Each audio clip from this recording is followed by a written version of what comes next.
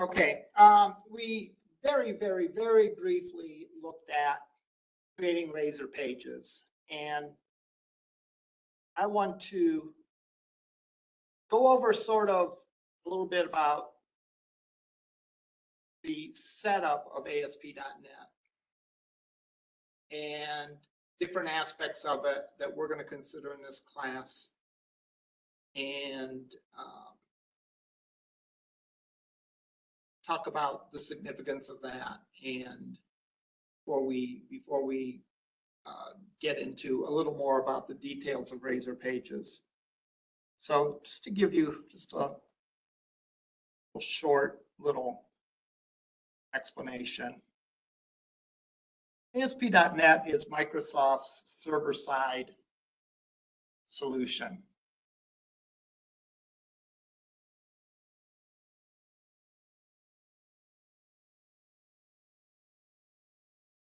Now, ASP.NET can be implemented a number of different ways. One way is through the use of ASP.NET web forms.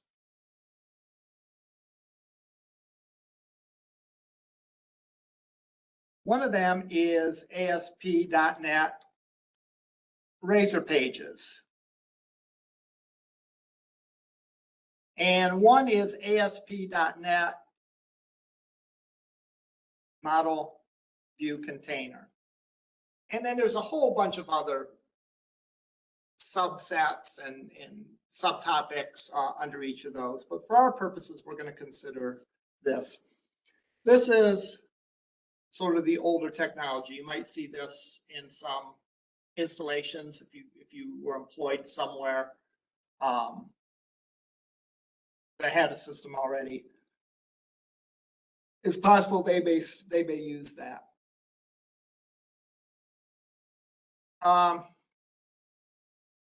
This is Model View Controller, which is a sort of a template for developing applications where you have the model, which represents the data portion of the application, like what classes you have, what's contained within each class. The view, which is what the user sees, the user interface. And then the controller, which is sort of the traffic cop who handles the navigation within the system of sending the user to the right page and it hooks up the model with the view, all right, in a nutshell. ASP.NET is sort of derived from Model View Controller. The only difference is there's one controller per page with Razor pages, whereas in MVC there's one controller per model. All right, so one controller per view versus one controller per model. All right. There's also something called ASP.NET Core.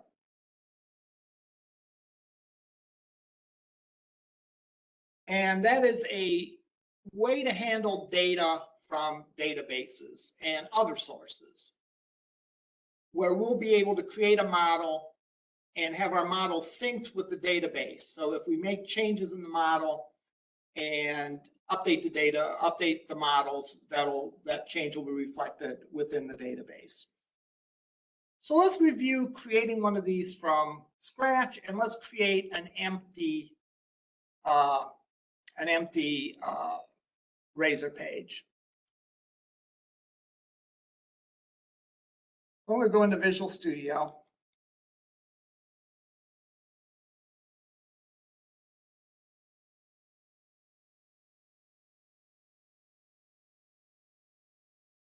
I'm going to select New, and I'm going to select Project. A project can contain, a solution can contain multiple projects. So, if you had a big application that might contain, let's say, a desktop application and a web application, each one of those would be a project, and that could be sort of grouped together under one solution. We're gonna, for the purposes of this class, we're gonna have models and solutions one-to-one relationship. Every solution is gonna contain just the one project. When we create a new project, we are gonna select ASP.NET Core Web App, a project template for creating an ASP.NET Core application with example ASP.NET Razor page content. So that's what we're going to select. That seems to be based on by reading the direction a lot of organizations are going. We'll click next. We have to give it a name. Please don't give me Web Application 1. Change the name to something meaningful. So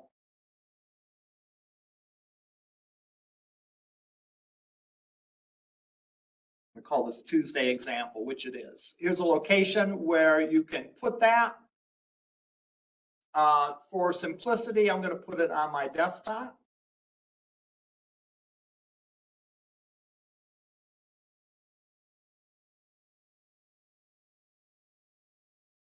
And place solution and project in the same directory. Given that we're having a one-to-one relationship between solution and project, typically you'd check that. Next, under framework, you have choices, select .NET 6.0 long-term support. Authentication type. This means are there different users for this application? We think of most server-side scripting applications out there, Facebook, Gmail. Most of them allow you to log in and therefore have to authenticate you as being a valid user for that particular website. We're going to start out though with no authentication. So all our pages, it doesn't matter who you are, you get the exact same pages.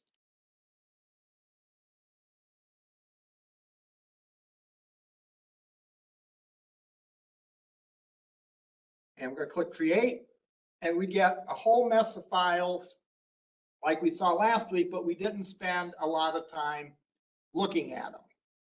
Let's spend some time looking at them. And we can go off and we can find those in the folder just as we created them. There's some things that you can't manipulate directly through Visual Studio, and they are put in, but they are on disk, like the bin. That's when you compile your code where it goes and so on. We have program.cs. The .cs extension indicates that it is a C# file or a C# class. And if we open this up, we can see what is in here. And because we have such a simple app so far, we don't have a lot in here. We indicate that we want to allow for Razor pages and some of these other things. Normally, if everything is going okay, you largely will ignore this file. But it's a good idea to know it's there in case you run into some kind of problem. There are occasions where you will need to come in and change this, this file. Similarly is the app setting JSON file. Not much in there. Pages are where your Razor pages are going to appear. Now, this are not necessarily all the pages on your site, but this would be all your Razor pages. Where could you have other pages? Well, for example, if you had a static HTML page, it would go in the www root folder. My suggestion would be is even if it's a static web page, I'd make it a Razor page anyhow, just in case at some point in the future you wanted to change it and have some server-side scripting capability. But this is the web server's root, and in it you'll find the CSS files, the JavaScript files, libraries. This sets up for us jQuery and Bootstrap. Bootstrap is for CSS of pages. jQuery is a simpler way to do JavaScript, so these libraries are already there for you. If you had an image that you would want to put somewhere on your page, you would likely create an images directory, put the image on the page, and there you go. Did we do that last time? It won't hurt to do it again. Let's take LC's logo, save the image as lccclogo.png.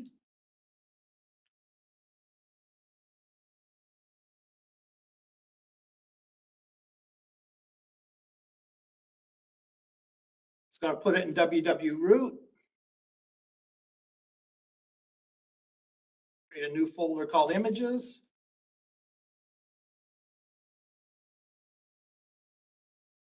And I'm going to put the image in there.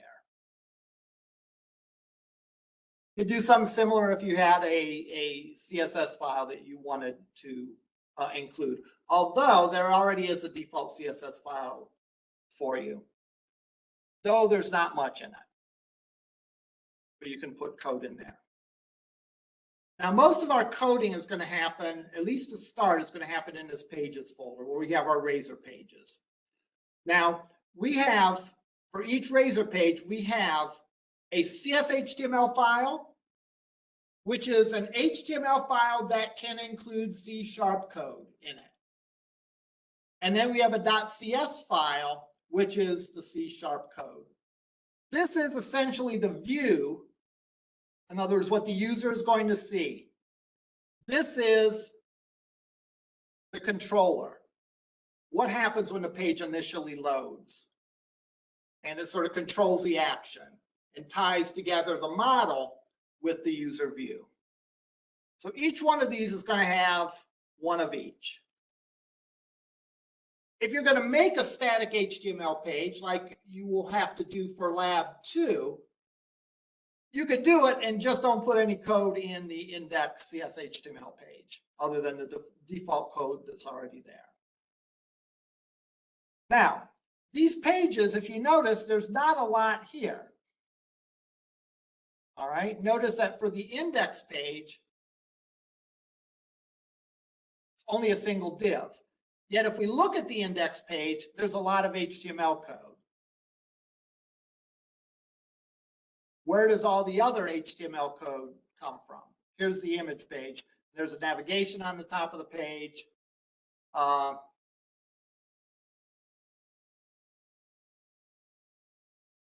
Only this div is part of the index.cshtml page. That's because we have a layout sort of template problem, a template setup, not a template problem. What this does is this allows you to put common pages, common content that's going to appear on every page. For example, a consistent navigation is good on a web page.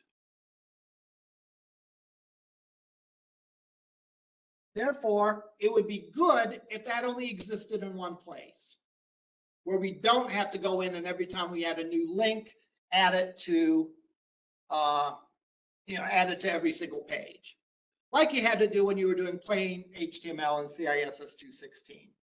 You instead would make the change to the layout file.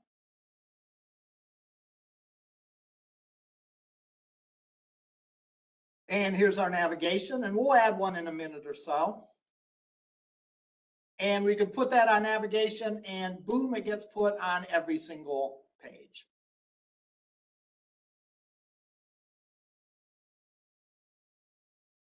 Slash is indicating starting at the web server root. So you might say, how does this know? Because if we select this as the URL, it takes us to the index page. Yet the index page is called index.cshtml. Yet the URL that we're going to call is /index.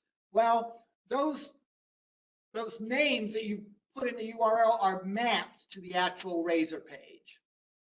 and they get sent to the client when you request /index. We get actually index.cshtml combined with the layout CSHTML. Render body is where we put in the specific content for each page. So an example, in this example, this snippet of code gets put in the template right here. And that forms the HTML that gets sent to the client. So if we run this and do a view source, we can see all this stuff came from the layout, as did all this stuff come from the layout. This right through here came from the specific index page. It's really a great way to ensure consistency, and it's a great way when you have content that appears on many pages. You can actually create multiple layout files if you want to, if you have certain files, certain pages that have one common set of content, other pages that have a different, but we're not going to worry about that, at least not right now.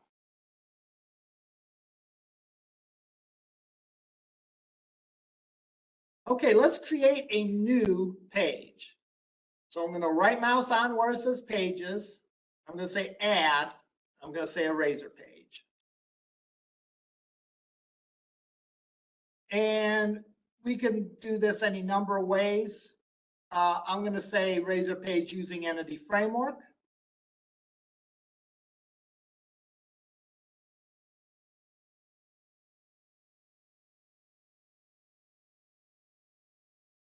Click add.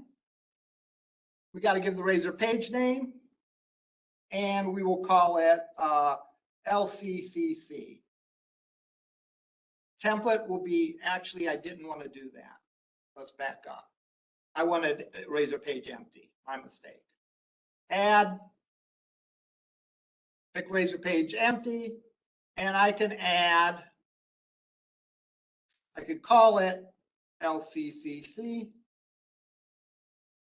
add, and there is our CSHTML and our code behind. We can then put in here any HTML code that we want. So I'll put in just an H1 that says, welcome to LCCC's page.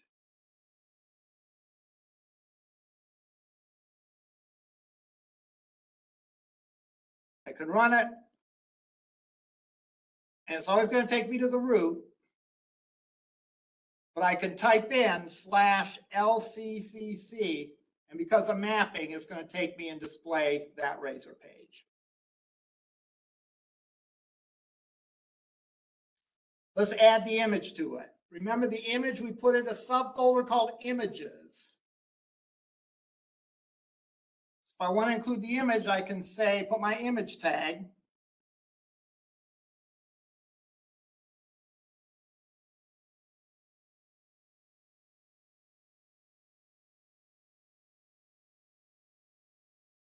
This starts off at the root.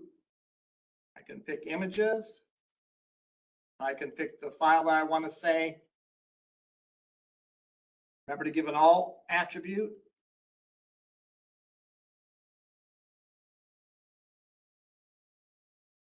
And here's my image.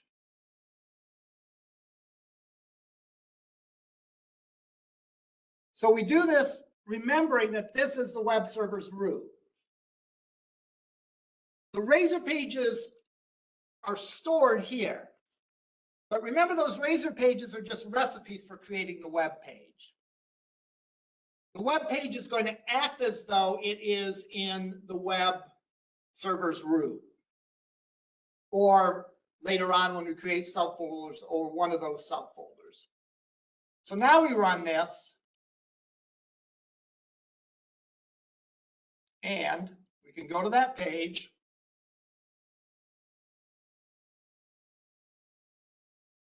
And there we go, LC's page, and there's the logo.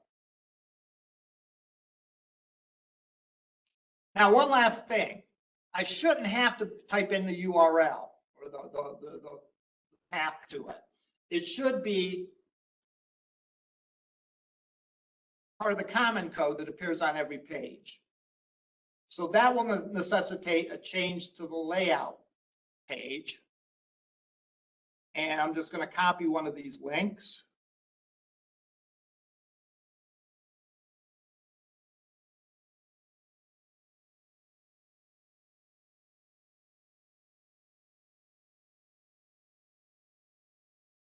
Yes, page I want is LCCC.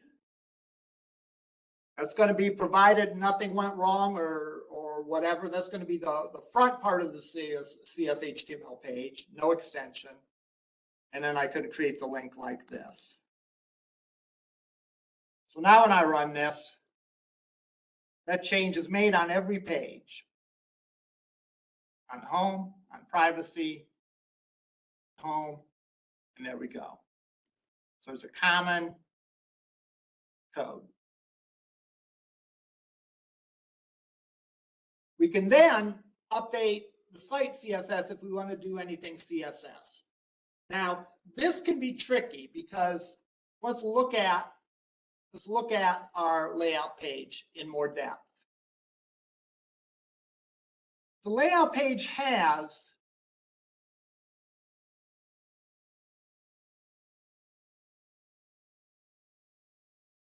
a couple of style sheets.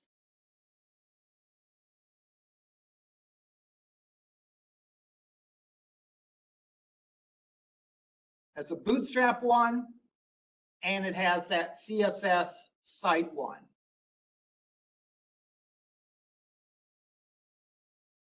Plus it has this one where I am not sure where that one appears.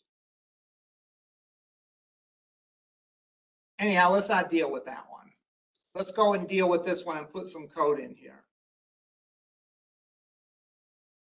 I could do something like, say, body, margin 60, background color,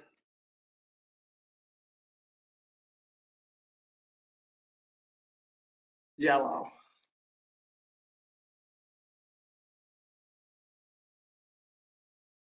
Now when we run it, we get background color yellow, except for this navigation. Why? Because those navigations are controlled in the Bootstrap CSS file. Bootstrap can be confusing to use together, and you can overrule stuff in the Bootstrap file by putting it in here, but sometimes it's difficult to identify the particular element that you need to change. If you do want to override that, I would suggest doing some research on Bootstrap, but that's not really the focus of this course. So, you know, we'll touch issues like that from time to time, but for the most part, we're not going to consider that. Okay, so now I closed out of there when I didn't want to. Now we've seen how to create a Razor page app. We saw how to create a new Razor page. We saw how to put an image on the Razor page, and we saw how to change the JavaScript. Not JavaScript, CSS. You could change the JavaScript if you had any of your own custom JavaScript. You could change that in a similar way. Just go into the script file instead of the CSS file. So you should have everything that you need to do the second lab, which is essentially redoing the first lab, but instead of one page, have 4 different Razor pages. Have a home page, have a page for each of the 3 topics, and make sure your navigation contains them all. Now, as far as creating just plain old static HTML files, you know, that's about as much as you need to know. But the whole purpose of doing this is to allow us to have some server-side scripting, allow some functionality on the server to do some particular task. All right. And that's going to involve us coding in the, what I typically call the code behind file, the .cs file. That's where the C# code goes that accesses and manipulates the stuff on the page, the stuff that's being submitted to the server, and controls the output going out to the client. Again, effectively the controller of the model view controller. And for that one, I'm going to go into this example that I already have prepared. And I'm going to go into it. This is available on Canvas. I could probably either click project or solutions, probably best off to click the solution.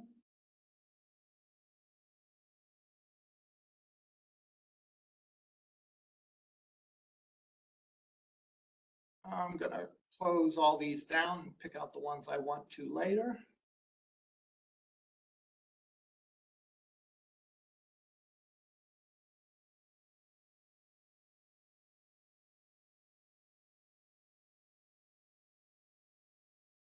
Let's run this. We have LCC's logo. This is the home page, as this is. This takes us to a CISS243 page that has some information about CISS243. And the page of most interest in this example is the convert, which will allow us to type in data in centigrade and calculate the Fahrenheit equivalent. So if I type in 100 degrees centigrade, it should be 212 degrees Fahrenheit, which it is. What if I put garbage in here? It blows up. Okay, so this obviously is not perfect code. All right, we can see, we'll talk about how to handle that in a few minutes here. Right now, we're just doing the very straightforward, everyone's going to behave the way that they're supposed to, and we'll do the calculations. Then when we're done with that, we'll talk about the error handling.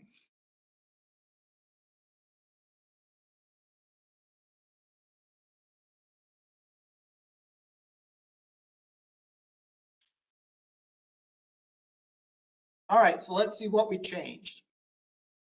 Well, we know we changed this layout file because we have LCC's logo on it, which I have no slashes or anything in. What does that mean? It means it better be in the web server's root. And there it is. I've created my own style sheet and also put it in the web server's root. And again, that's why there's nothing in front of that. Probably isn't the best practice, but this drives home the point of where it is going to be finding those files. It's going to be based off of the web server's root. If you don't put anything in front of it, it's going to assume that. All right. We changed the navigation to link to the index page, the 216 page, and the temperature convert page. We made some changes to the style sheet. Largely what we've done before. The real fun starts happening on this page. So I'm going to open up both the CS and the CS HTML page. And we're going to follow the life of this page. All right. First thing that happens when the pages load is it uses a controller, and depending on how that page was requested, it's either going to do an onGet method or an onPost method. We remember, or we should remember from CISS 216 that there's two ways that you can submit to a page, to a second page, to a server script. One is if we have a form and we say that the method is post, then the onPost method gets called. If we have not clicked that submit button and sent the request of data, then the onGet method gets called. Now, let's consider this particular page, and let's follow through the lifetime of this page. I'm going to click that and run this. I'm going to go to this page. So that controller file, that CS file, is going to get called. All right. Because I requested it that way, a GET request was made to that page. Therefore, onGet gets called. And we set the result to simply an empty string.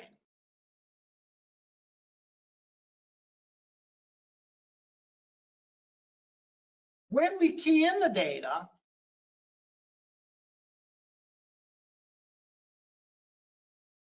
and click the submit button, the onPost gets called because we are posting that data. We look at that form. Our form method is post. Therefore, when we submit this form, we're doing a post request, and therefore the onPost method will get called, and we'll do this calculation. Now we have some variables that we have made as public, some attributes, temp C, temp F, and result. Well, question mark means it's optional. So this runs, and it's going to set these values.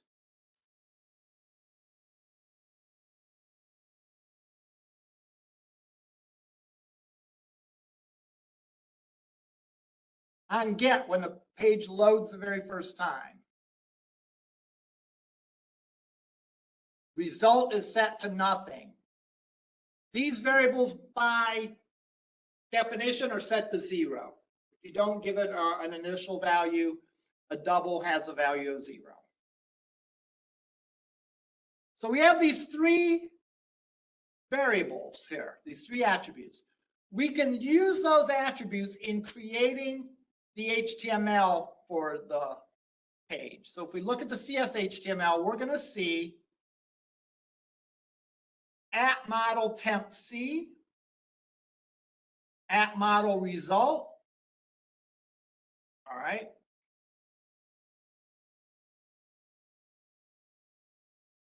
When you ever see @model, that means that pull the variable in the model called temp C. Well, what's the model? The model is the .cs file. In fact, we even specified it here. The model for this page is temperature model,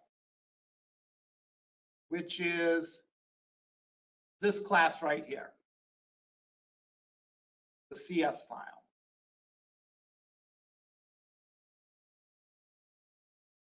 We click submit. We pull from the query string the value of temp C.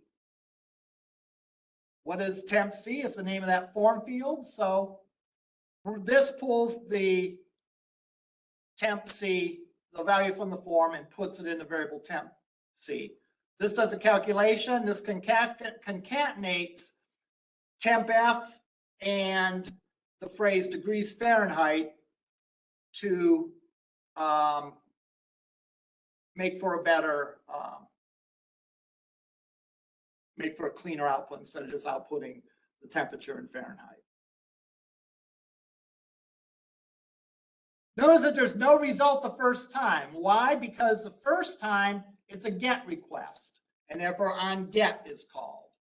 The second time is a POST request because the form method is POST, and therefore this happens and we actually do the calculation. You'll see that a lot in programs, that the behavior of the page when it first loads is one thing, and then after we submit some data, we get something else. For example, if you have a search page, I'm thinking of. If you have a search page, when a page first loads, you haven't had a chance to enter anything in, right? So therefore, there's no sense trying to do a query because you've entered nothing in. So the first time the search page loads, you might do next to nothing. Now, when you've entered in a search term or some search criteria and click the search button, then it takes effect. And then the onPost method would be called, and then you do all the searching that you're going to do to get the results and display the results on the page.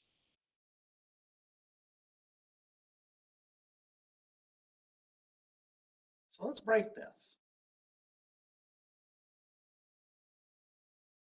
That temp CC. Let's see what happens when you go to run it.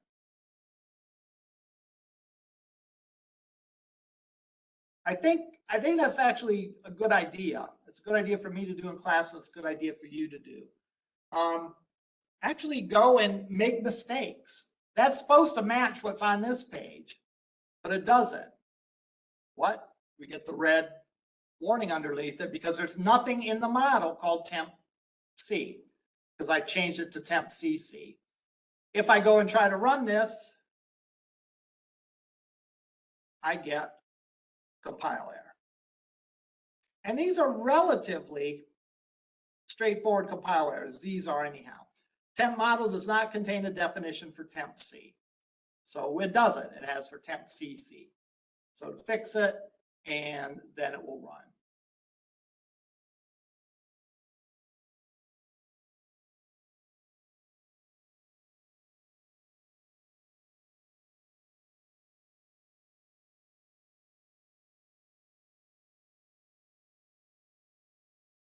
Now, on to fixing it if I put garbage in here. Right now it blows up. You should know from C# ways to fix that. One way to fix it would be writing code that would test to see if the field is numeric. So let's pretend that we don't remember that off the top of our head. So I can type in C# test if numeric.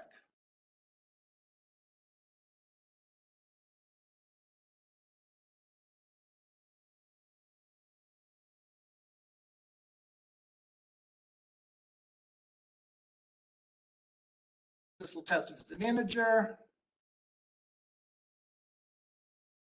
This will test if it's a long byte or decimal.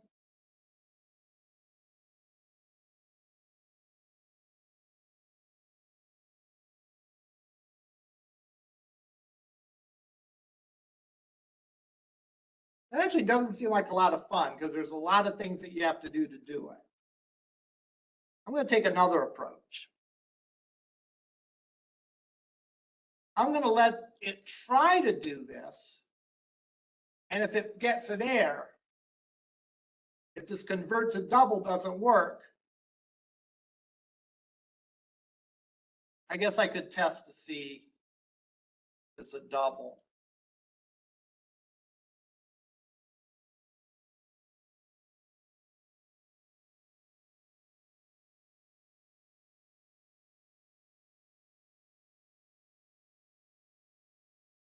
I could say decimal try parse. So we could put those if statements in here to test. The other way you can do it is with the try catch block. Try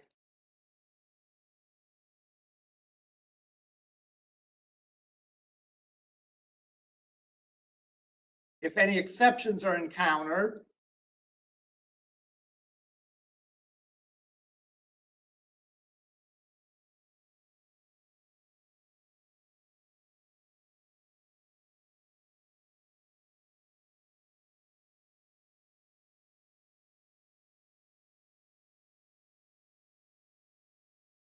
I know that something went wrong in this block of statements. Well, the only thing that could possibly go wrong in these block of statements is if this convert failed. So I can assume that the number is not in the right format. And you should test this. You should test your code to make sure that if you put garbage in, it handles it.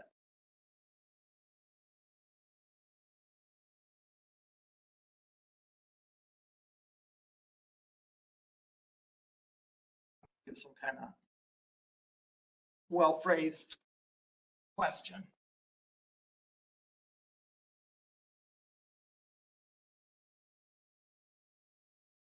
Oh, that's telling me what exception I could be expecting. I'm just going to test for any exception, though, because that's about the only thing that can go wrong.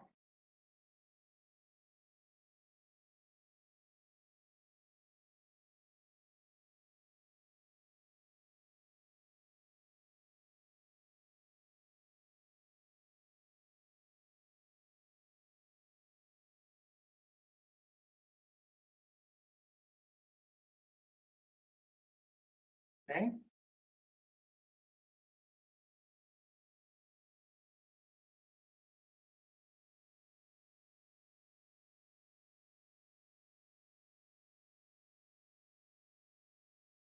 There we go.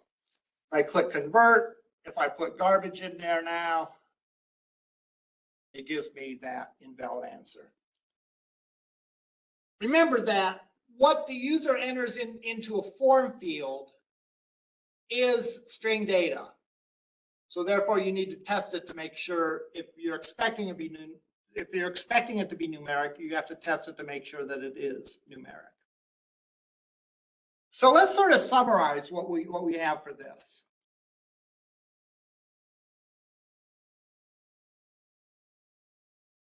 We have a case of we can declare, this is going to be a class. We can declare attributes for this class.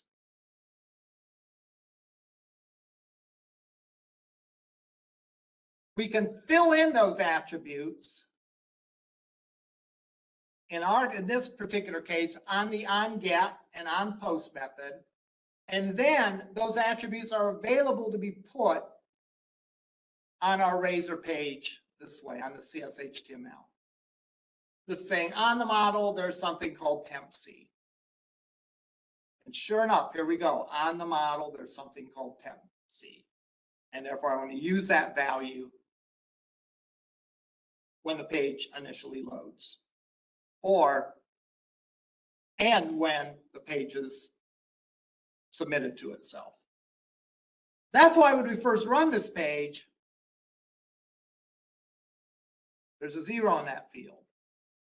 Why? Because we haven't declared any value for it when the page loads initially. And therefore, the value of a double, the default value of a double is 0. Now to review your assignment. For your assignment, you're going to take the pages that you created for Lab 1 or the data that you created, the page that you created for Lab 1, and you're going to split it up into individual Razor pages and add them to the navigation. All I want to be able to ensure is that you can create a Razor page. You can create a .NET application, first of all, that contains Razor pages. You can create the individual Razor pages. You can put in the code for that. And finally, that you can change navigation to make sure that your Razor pages show up. Are there any questions at this point?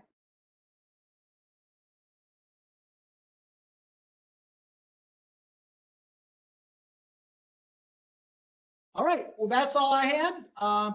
Enjoy your week. Please email me if you run into any difficulties.